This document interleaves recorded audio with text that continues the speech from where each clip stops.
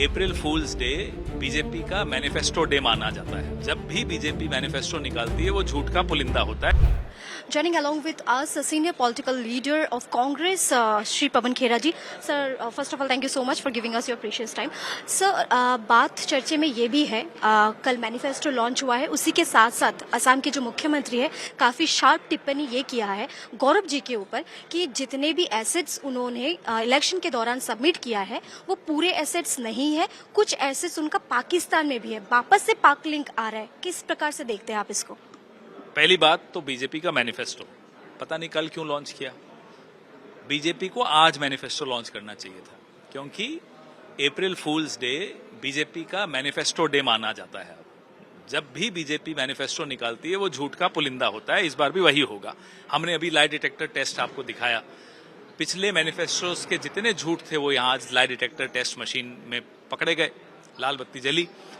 रही बात गौरव साहब की, तो हेमंता बिस्वा शर्मा पिछले 5 साल से मुख्यमंत्री हैं। बीजेपी पिछले 10 साल से यहाँ सरकार में है, केंद्र में 11-11.5 साल से सरकार में है। अब तक क्यों इंतजार कर रहे थे? सिर्फ आरोप लगाने के लिए? चुनाव से पहले करिए ना, कुछ गलत होता है तो पकड़िए। कौन रोक रहा है आपको? सरकार आपकी, एजेंसीज आपकी। क्या अमित शाह सिर्फ एमएलए खरीदने के लिए, बेचने के लिए बैठा है क्या? होम मिनिस्टर है, क्यों नहीं एक्शन लेता अगर कुछ गलत है तो? ये झूठ चलने वाले नहीं है। पवन जी, सवाल आपसे ये भी है, जैसे ये महीना खत्म हो गया है, 3 तारीख को सारे कैंडिडेट का नॉमिनेशन आ गया था कांग्रेस की तरफ से, लेकिन अभी तक आ रहे हैं लेकिन अभी तक कोई प्रमुख नेता आप लोगों के साइड से असम में चुनाव प्रचार करते हुए दिखाई नहीं दे। साहब आए, प्रियंका जी आ रही हैं, कल राहुल जी आ रहे हैं, सब तो आ रहे हैं। अभी आ रहे हैं, लेकिन दिखाई नहीं दिया।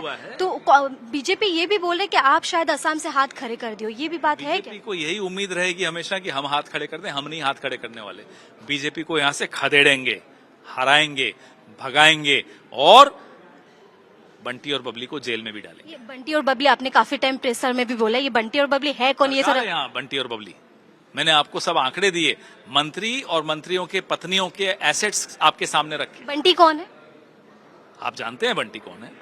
जनता आपके हमारे साथ था, अब उधर चला गया। और बबली किसके बारे में आप समझ गए वो कौन है? वो परिवार पूरा है जिसने 12,000 बीघा जमीन चुराई है, वही तो है बंटी बबली। यूसीसी और जो इलीगल इमिग्रेंट्स है, इस मुद्दे पे मैनिफेस्टो में लॉन्च किया है। बीजेपी के लिए सिर्फ एक पॉलिटिकल बात उठाने के लिए है और कुछ नहीं, कुछ करना नहीं है इनको। कैसे समाज में विवाद पैदा करें, इसलिए ये मुद्दे लाते हैं। मैंने आपको आंकड़े दिए, मनमोहन सिंह जी की सरकार 10 साल में 88,000 गैर कानूनी लोगों को डिपोर्ट किया गया देश से।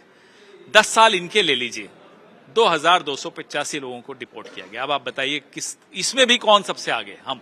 एक आखिरी सवाल आपसे, कल अमित शाह जी ने नक्सलिज्म के ऊपर में काफी टिप्पणी किया है। छत्तीसगढ़ के जो भूपूर्व मुख्यमंत्री रह चुके हैं उनके बारे में बोला गया, इसको आप किस प्रकार से देखते हैं? कल छत्तीसगढ़ के पूर्व मुख्यमंत्री ने बड़ा अच्छा एक ट्वीट किया।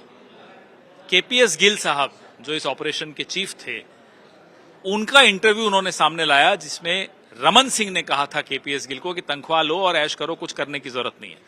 मत भूलिए, रमन सिंह मुख्यमंत्री थे जब पूरा का पूरा कांग्रेस नेतृत्व छत्तीसगढ़ में नक्सलियों ने मार डाला था। रमन सिंह ने कुछ नहीं किया, चुप बैठे रहे।